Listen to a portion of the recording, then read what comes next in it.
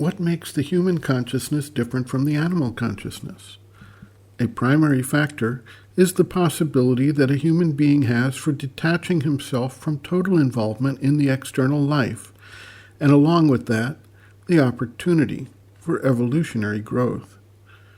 Dr. Dalal observes, quote, "The essential difference between an animal and a human being," states Sri Aurobindo, "is that the animal, quote, cannot get for one moment away from its origins and become something greater than its present self, a more free, magnificent, and noble being," end quote. Whereas the human being has the potential ability to exceed and even transform the basic instinctive nature which he shares with the animal.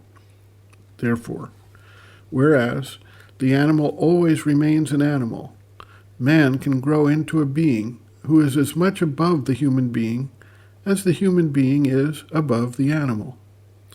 This immense difference between man and animal is due to several distinguishing features of their psychological natures.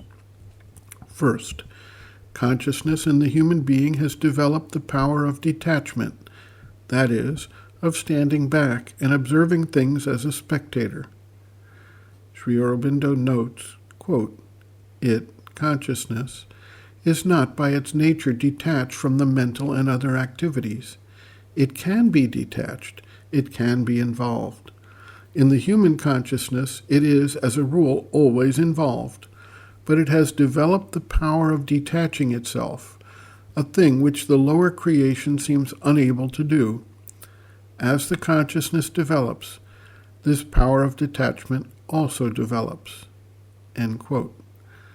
Human consciousness can detach itself and stand back not only from what lies outside in the environment, but also from internal thoughts and feelings, thus dividing itself into a part that observes and a part that is observed.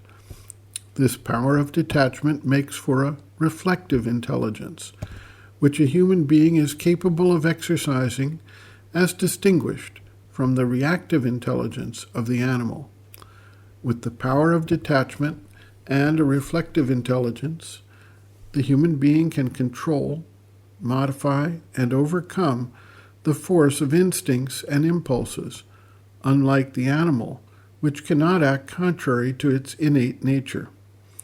Secondly, though all behavior in the animal as well as in the human being is purposive, that is, directed towards the fulfillment of some purpose or goal, the human being, as distinguished from the animal, has the potential of conceiving and pursuing higher goals, moral, intellectual, and aesthetic, beyond the basic ones related to physical and biological existence.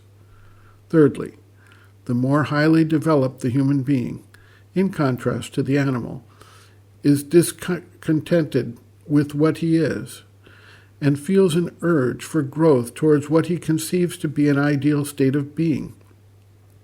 A fourth distinguishing human characteristic, and this brings us to the subject matter of this book, is that the human mind, unlike that of the animal, can look at something and react to it from different perspectives. In other words, the human being can adopt different attitudes to the same thing, event, or circumstance. The enormous significance of this human characteristic is implicit in a statement by William James, one of the most celebrated psychologists.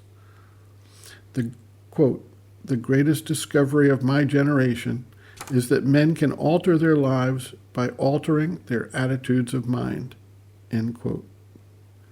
Reference, Sri Aurobindo and the Mother, Looking from Within.